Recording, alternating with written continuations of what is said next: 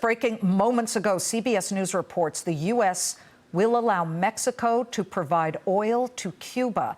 This comes after President Trump had vowed to cut off Cuba's supply. It gets most of its oil, if not all of it, from Venezuela.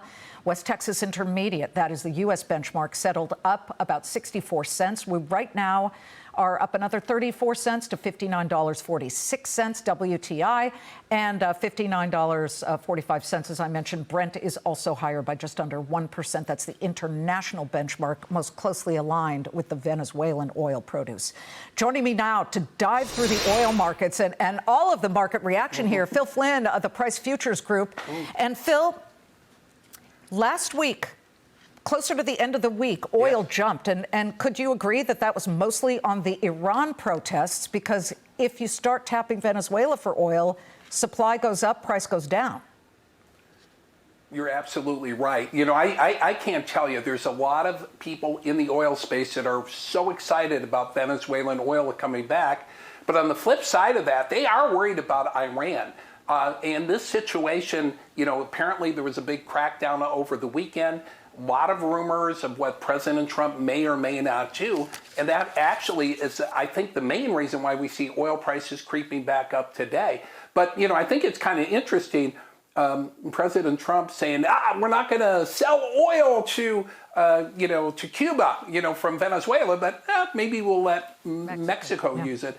I think that's President Trump using the oil and stick approach, so to speak. Well, or some analysts and commentators call it resource imperialism.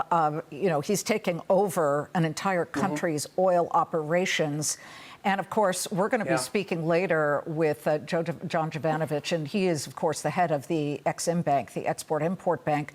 They would like to start getting a lot of equipment that is made in the U.S. down to Venezuela to start extracting that oil. But, Phill, what are your sources telling you about what's going on the ground? I mean, FoxNews.com has a report that the militia groups are cutting off access to roads. It's very dangerous right now.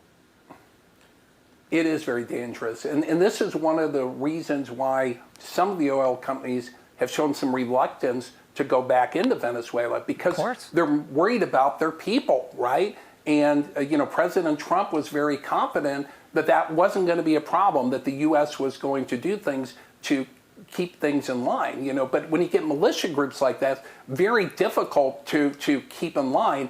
Now, when President Trump says something, though, I wouldn't doubt him. I think there could be some strong actions, to try to get that under control. But that's going to be one of the issues, right? And you wonder who these groups are, right? Are these the drug dealers, right? It's obviously not the people of Venezuela. They're dying to get their oil industry going back, because when the oil industry goes, their economy is going to get better, and they can get out of the poverty that this, regime has put them in. All right, Phill Flynn, thank you so much. And as Phil's talking, we're looking at records for the Dow, the S&P, the Russell, and the transports at the moment. So we'll keep an eye on all of that.